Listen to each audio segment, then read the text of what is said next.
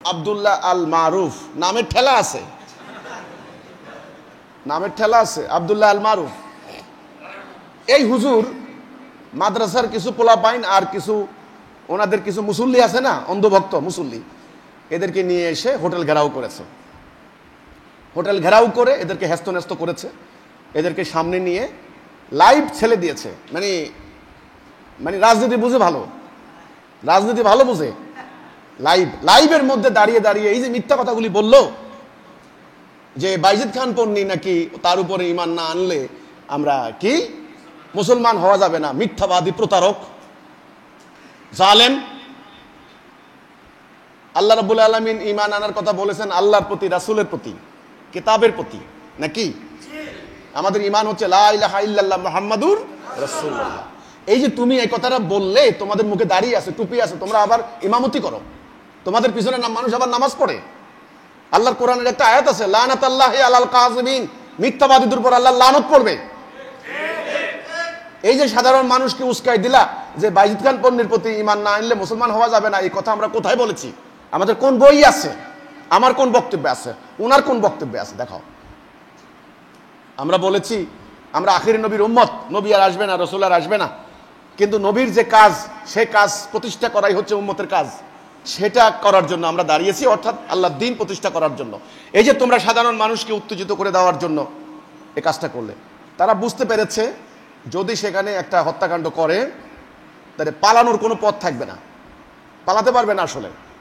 আচ্ছা, আমি তাদেরকে বলতে চাই, এই যে তোমাদের এই যে ছোট লোকই ব্যবহার, তোমার বাড়ির সামনে গেলে, তোমার মাদ্রাসার সামনে গেলে, তোমার মসজিদের সামনে গেলে আমাদের লোকদেরকে এই যে আটক করে মারো, পাবলিকরে খেপিয়ে দাও, তুমি কি আমার বাড়ির সামনে আসবে না? এগুলি কোনো কথা হলো? এগুলি কোনো যুক্তির কথা হলো? তোমরা কি এক জায়গায় বসে থাকবে? আরে এখন এনআইডি সিস্টেম। কি সিস্টেম? NID system. তোমার ফিঙ্গারপ্রিন্ট নেওয়া হচ্ছে, ফিঙ্গারপ্রিন্ট নেওয়া হচ্ছে, তোমার চোখের ইয়ে নেওয়া হচ্ছে, তোমার এনআইডি, তোমার অবস্থান শনাক্ত করতে মাত্র কয়েক মিনিটের ব্যাপার। এমন অজ্ঞের অজ্ঞ, এমন বোকার বোকা, বোকা নয়, এরা অপপ্রচারে প্রভাবিত হয়ে এতটাই অন্ধ হয়ে গিয়েছে। তোমার মাদ্রাসার সামনে গেলে, তোমার মসজিদের সামনে গেলে, তোমার বাড়ির সামনে গেলে এই যে আমার সদস্যদেরকে তোমরা আটক করো, মারো, জনগণকে লেলিয়ে দাও। তোমরা জানো না দেশে আইন আছে, আদালত আছে, ব্যাপারে মামলা হবে, পালাতে পারবে না, গ্রেপ্তার হবে, জেল খাটতে হবে। তার উপরে আমাদের সদস্যরাও তো আছে সারা বাংলাদেশে। হিজবুত তৌহিদ এখন একটা শক্তিশালী আন্দোলন। হিজবুত তৌহিদের লক্ষ লক্ষ সমর্থক, হাজার হাজার সক্রিয় কর্মী। এমন কোন জেলা নাই, এমন কোন উপজেলা নাই হিজবুত তৌহিদের শাখা নাই। তোমরা কোথায় যাবে? তোমরা ঢাকায় যাবে না, চিটাগাং যাবে না, তোমরা সদরে আসবে না? আমার বাড়ির পাশ দিয়ে গেছে ঢাকা নোয়াখালী হাইওয়ে, মহাসড়ক 4 লেন। এগুলি কোনো যুক্তির কথা হলো? এগুলি কোনো সভ্য লোকের আচরণ হলো? আমাদের ব্যাপারে তোমাদের কোনো আপত্তি থাকলে, কোনো অবজেকশন থাকলে তোমরা আদালতে বলতে পারো, আইনের কাছে বলতে পারো, বিচার দিতে পারো। প্রতিনিয়ত আইন শৃঙ্খলা বাহিনী আমাদের এখানে আসেন, দেখেন। আমাদের ঈদের জামাত হওয়ার আগেই আমাদের এখানে আইন শৃঙ্খলা বাহিনী এসে বলেছেন আপনাদের ঈদের জামাত কেমন হয় ছবি টবি আমাদেরকে পাঠাবেন। আমি ঢাকায় কোনো মিটিং করলে প্রত্যেকটা মিটিংয়ে গোয়েন্দা সংস্থার লোক থাকেন, এসবির লোক থাকেন, সিআইডির লোক থাকেন, এনএসআই, ডিজিএফআই, গোয়েন্দা সংস্থার লোক সক্রিয়। বাংলাদেশ একটুকু একটা রাষ্ট্র, এখানে গোপন করার কিছু আছে নাকি? তো আমাদের ব্যাপারে কোনো অবজেকশন থাকলে তোমরা থানায় বলো, জনপ্রতিনিধি আছে তাদেরকে বলো। যদি আমরা অন্যায্য কিছু বলে থাকি, অন্যায় কিছু বলে থাকি, তখন তারা দেখবেন। তোমার বাড়ির সামনে গেলেই, তোমার মাদ্রাসার সামনে গেলেই, তোমার মসজিদের সামনে গেলেই মুসল্লিদেরকে উত্তেজিত করে আমার লোকদেরকে হামলা করবে, নারীদের উপর আক্রমণ করবে। এটা কোন ধরনের কাপুরুষতা? এরা প্রায় 15 জন সদস্য আমাদের আহত হয়েছেন। তো যথারীতি আমরা রাষ্ট্রের আইন মান্য করে আমরা সেগুলি মামলা করেছি। মামলা করার পর তারা অন্তত 5টি জায়গায় তারা এসে মুসলাকা দিয়েছেন, সরি বলেছেন, জরিমানা দিয়েছেন, হাত পায়ে ধরে মাপ চেয়েছেন। আর এক জায়গায় গ্রেপ্তার হয়েছে, আর 2 জায়গায় আমাদের পুলিশ বলেছেন যে আমরা অ্যাকশন নেব। তাদেরকে খুঁজে পাওয়া যাচ্ছে না। সকাল বিকাল তাদের আস্তানায় যাওয়ার পরে তারা পালিয়েছে, বীর পুরুষ এলাকা থেকে পালিয়েছে। বাংলাদেশ একটা সাংবিধানিক রাষ্ট্র, এখানে একটা কর্তৃপক্ষ আছে, অথরিটি আছে, তোমরা যা খুশি তা করতে পারো না। আর আমরা কি চাই, আমরা কি বলি? এক্ষেত্রে আমি সাধারণ ধর্মপ্রাণ মানুষদেরকে যেটা বলতে চাই, বলবো যে আপনারা আমাদের কথা শুনুন। আমরা আল্লাহর ইসলাম প্রতিষ্ঠা করতে চাই, আল্লাহ দেওয়া দ্বীনুল হক প্রতিষ্ঠা করতে চাই। এটাই আমাদের জীবনের উদ্দেশ্য, আর কোনো উদ্দেশ্য নয়। আল্লাহ রাসূল যে কাজটা করে গেলেন, আজকে আমরা মুসলমানরা সেই মূল কাজ, আসল কাজ, সেটা হলো দ্বীন প্রতিষ্ঠার সংগ্রাম, সেটা আমরা বাদ দিয়েছি।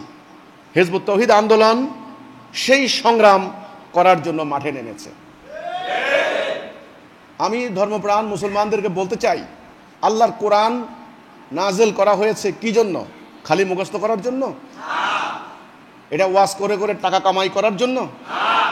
এই কোরআন নাজেলের উদ্দেশ্য কি? আমার মাথার উপরে ফ্যান ঘুরছে, এই ফ্যানের উদ্দেশ্য কি? বাতাস না দিলে এর কোনো মূল্য আছে? আমার হাতে একটা ঘড়ি আছে, উদ্দেশ্য কি? সময় দেওয়া। সময় না দিলে এর কোনো দাম আছে? তাহলে এই যে কিতাব আল কোরআন, কোরআনুল কারীম, কোরআনুল মাজিদ, আল ফুরকান, মানব জাতির চলার পথ নির্দেশনা, লা রাইবা ফিহি হুদাল লিল মুত্তাকিন, মুত্তাকিদের জন্য হেদায়েত, এই যে মানুষের জীবনের চলার পথ, এটা নাজিল করার উদ্দেশ্য কি? এর তো একটা উদ্দেশ্য আছে। এই উদ্দেশ্য হচ্ছে এটা মানব জীবনে প্রতিষ্ঠা করে, কায়েম করে, আল্লাহর কোরআনের হুকুম মোতাবেক, আল্লাহর নিয়ম মোতাবেক সমাজ চলবে, পরিবার চলবে, রাষ্ট্র চলবে, কোর্ট কাছারি চলবে, আইন আদালত চলবে, অর্থনীতি চলবে, শিক্ষা ব্যবস্থা চলবে আল্লাহ দেওয়া বিধান মোতাবেক। কোরআন নাজিলের উদ্দেশ্য সেটা, এবং রাসূলুল্লাহ সেজন্যই সংগ্রাম করেছেন। এখন আল্লাহর দেওয়া বিধান মোতাবেক যদি সমাজ চলে, রাষ্ট্র চলে, তখন শান্তি আসবে, মানুষ দরজা খুলে ঘুমাবে। এটার নাম ইসলাম। এটার নাম কি? ইসলাম। আজকে সেই কাজটা বাদ দিয়ে রাষ্ট্রীয় জীবনে, জাতীয় জীবনে আল্লাহর হুকুম প্রতিষ্ঠার এই আকীদা বাদ দিয়ে ওনারা তসবির দানা টপকাচ্ছেন, ওনারা লেবাস রাখছেন, বড় বড় মুফতি মাওলানা হচ্ছেন, কোরআন শরীফ খালি মুখস্থ করছেন। হ্যাঁ, মুখস্থ করেন, সব হবে, মুখস্থ করেন, কিন্তু দ্বীন প্রতিষ্ঠা না করে খালি মুখস্থ করে গেলে কোনো লাভ হবে না। এরপরে আপনারা কি করছেন? ওয়াজ মাহফিলের নামে বান্ডেলে বান্ডেলে টাকা কামাই করে খাচ্ছেন, কিন্তু রাষ্ট্র চলে কার আইনে? ব্রিটিশ খ্রিস্টানের আইনে। অর্থনীতি চলে সুদ ভিত্তিক মানুষের আইনে। কোর্ট কাছারি আদালতে বিচার ফায়সালা হয় মানুষের আইনে, বিচার হয় মানে রোমান ব্রিটিশ আইনে, আল্লাহর আইনে নয়। তো তাহলে আপনাদের এই মুখস্থ করার কি মূল্য আছে?